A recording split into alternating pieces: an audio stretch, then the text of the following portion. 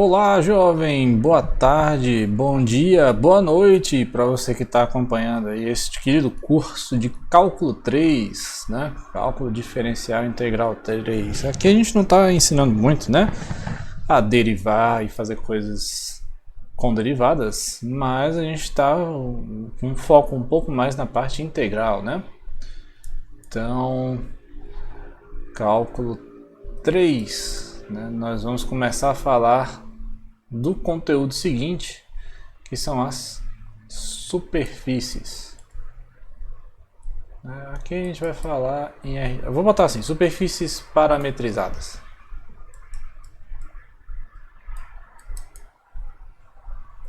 Só para te situar um pouco, né, onde a gente está em termos do conteúdo, a gente fez a parte de curvas parametrizadas, né? A gente fez integrais de linha. Integrais de linha aqui, a gente estudou um pouquinho lá, né? A gente tinha uma curva C, e aí a gente parametrizava essa curva com uma função, né? Parametrização, a gente botava assim, R de T. Né? E aí a gente definia um campo de vetores lá nessa curva aí. Peraí. E aí a gente pensou, tá, como é que eu faço para definir o que seja a integral nessa curva, né? Desse campo de vetores ao longo da curva. Então a gente fez essa coisa aqui, né? Prendeu o campo na curva, e esse elemento dr, que é um elemento diferencial, né? Mas ele é um vetorzinho pequeno, a gente calcula ele em termos da parametrização dt, né? Então aí, o que acontecia nas integrais de linha, né? A integral de linha, a parametrização r de t, você pegava um r, que era uma função, e levava aí no Rn. Então você pegava um número t e levava nesse R de t, que era um vetor. Ok. E aí nessas integrais de linha a gente fez ainda o teorema de Stokes, o teorema de Green, né? A última coisa que a gente fez. Teorema do querido Green. O que dizia o teorema de Green, né? Ele dizia o seguinte: se você tiver uma curva fechada e um campo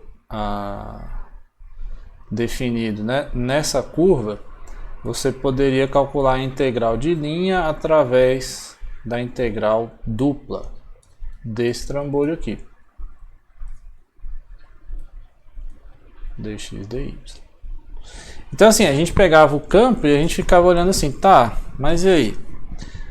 Qual é a interação entre esse campo e a curva, né? Como é que faz para a gente fazer, né, medições e cálculos de um campo que está definido numa curva? Basicamente essa é a ideia. E a gente chega nesses teoremas todos, né? A gente parou no último, de fato foi o teorema de Green, né? E aí agora o que a gente vai fazer? A gente vai levar isso para outras dimensões, certo? Continuar o estudo, né, para dimensões maiores.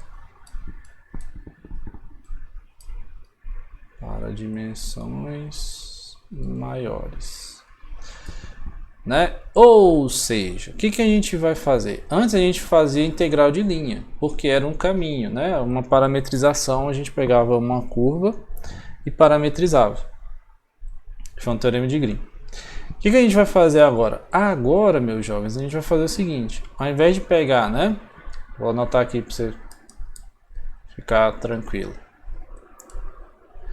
Para as curvas, o que a gente fazia, né? A gente pegava assim, um pedacinho de reta. Aí a gente botava aqui um parâmetro t, que variava nesse intervalinho. A gente aplicava, né, a parametrização R, e aí isso poderia vir aqui no R3. E aí a gente entortava esse pedaço de reta aqui. E a gente batizava esse troço de C, né? E bem aqui seria o vetorzinho R de T. Certo? Então, qual é a grande coisa? A grande coisa da parametrização de uma curva é que a dimensão do domínio é 1. Essa é a diferença, né? Dimensão do domínio é 1. Porque a gente pega um intervalo. Agora o que a gente vai pensar? A gente vai pensar no que seria uma superfície, né? Em R3.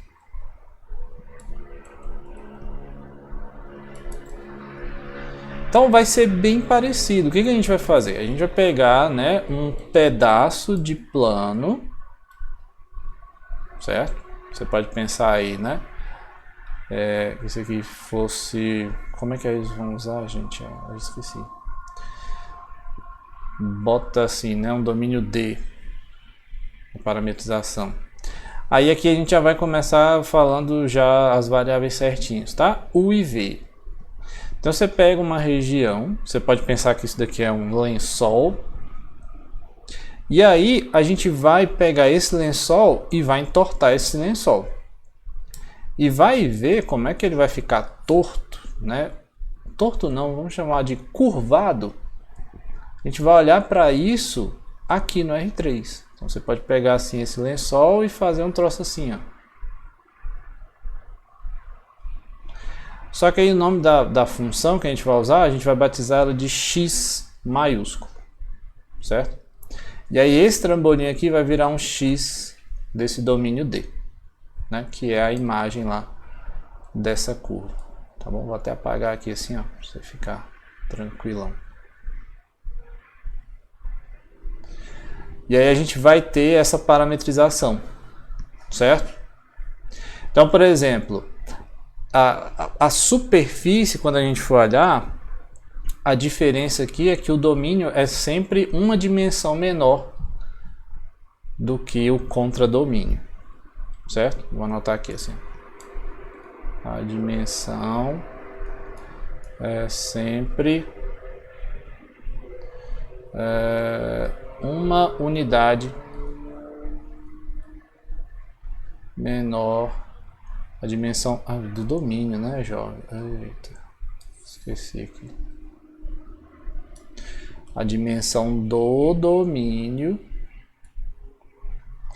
é sempre uma unidade menor que a dimensão do contradomínio.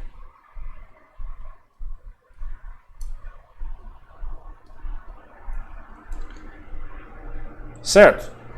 Então, basicamente, o que a gente vai ter, né? A gente vai pegar isso daqui, esse pedacinho de plano, que está aí no o plano, a gente, ao invés de usar x, y, a gente vai usar UV, e vai pegar esse plano e vai olhar a imagem que está acontecendo lá no R3.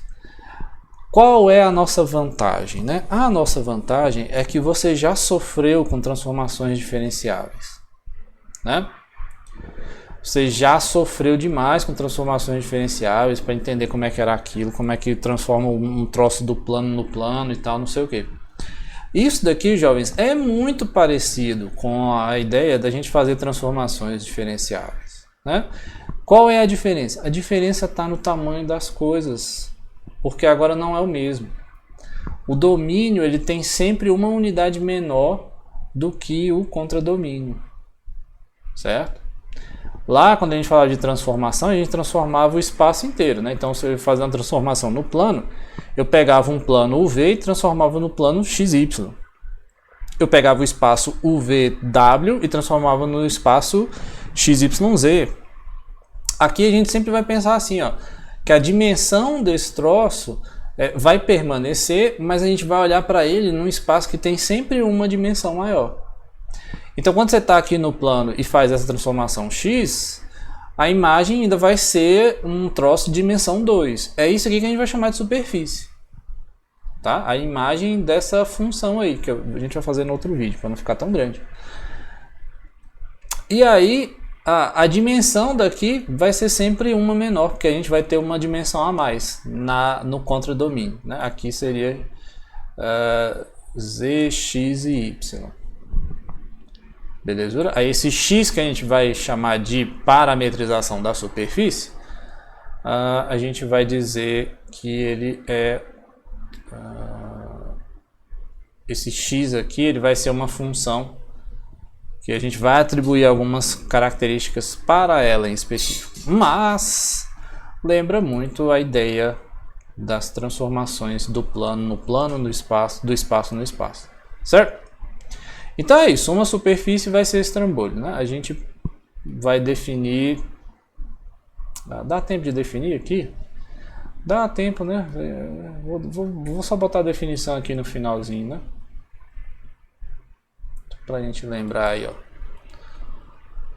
Começar no outro plano. No outro vídeo, né? Seja D um conjunto aí no R2, certo? E X... A X vai do R2 no R3. Uma função... Eu vou botar diferenciável? Vou botar diferenciável.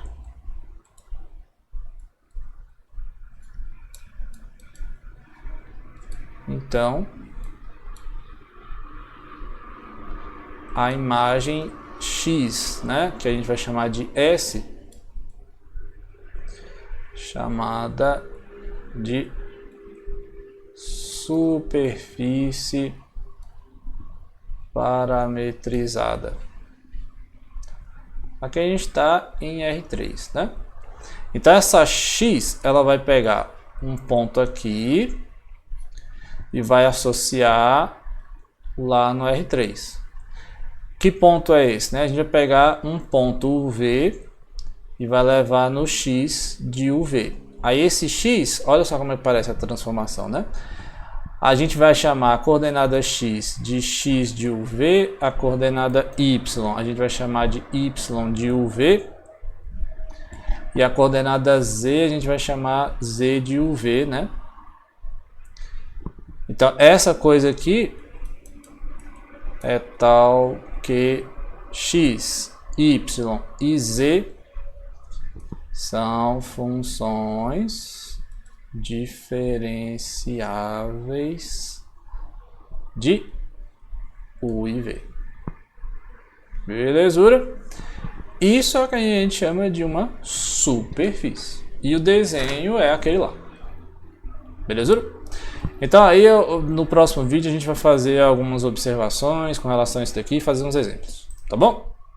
Então é isso, jovens. Até o próximo vídeo.